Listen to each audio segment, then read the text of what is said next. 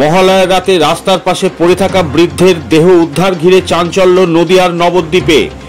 নদিয়ার নবদ্বীপ শহরে রাস্তার পাশে পড়ে থাকা এক বৃদ্ধের নিথর দেহ উদ্ধার করে হাসপাতালে নিয়ে যায় নবদ্বীপ থানার পুলিশ। হাসপাতালে প্রাথমিক চিকিৎসার পর ওই ব্যক্তিকে চিকিৎসকেরা মৃত বলে ঘোষণা করেন। মৃত ব্যক্তির নাম নারায়ণ পাল, বয়স আনুমানিক 60 বছর, বাড়ি নবদ্বীপ পৌরসভার চটির মাঠ পালপাড়া এলাকায়। ঘটনাটি ঘটেছে শনিবার রাতে নবদ্বীপ পৌরসভার চটির মাঠ সংলগ্ন মাথাপুর রোড এলাকায়।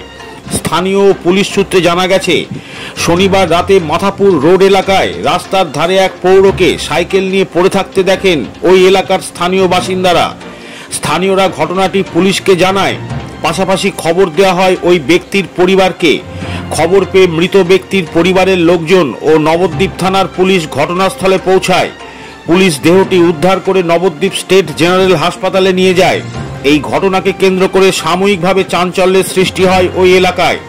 আর আজ ওই ব্যক্তির মৃতদেহটির ময়নাতদন্ত হবে বলে পুলিশ সূত্রে জানা যায়। আর শনিবার রাত 1টা নাগাদ ঘটনাস্থল থেকে এক এলাকাবাসী আমাদের ক্যামেরার সামনে কি জানালেন শোনাবো আপনাদের।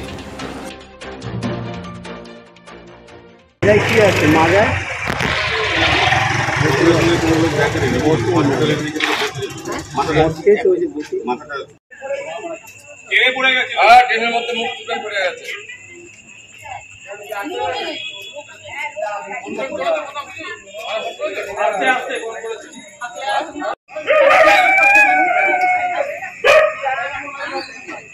আমি যখন বাড়িতে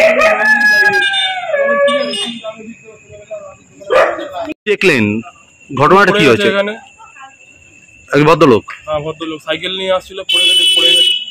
কতক্ষণ ধরে এরকম ভাবে পড়ে রয়েছে? 10-15 মিনিট। এই জায়গাটার নাম কি? এই জায়গাটার নাম হলো চটি মাঠ, 1 নম্বর মাথাপুর চটি মাঠ। আচ্ছা, এমনি পরিচিত নাকি কেউ চিনতে পেরেছে? মানে পাশের পাড়ায় বাড়ি। এমনি তার পরিবারকে খবর দেওয়া হয়েছে? হ্যাঁ, দেওয়া হয়েছে। যে ভদ্রলোক পড়ে যায় ওনার মোটামুটি বয়স কিরকম হতে পারে? 60-65 হবে। মানে সাইকেল নিয়ে রাস্তা পাশে পড়ে আছে, আপনারা দেখলেন এলাকার লোকজন? পুলিশকে খবর দেওয়া হয়েছে? আপনার নাম? আমার নাম রাজা ঘোষ। দেখতে থাকুন ও সঙ্গে থাকুন সংবাদ আজ ও কাল, মানুষের সাথে মানুষের পাশে।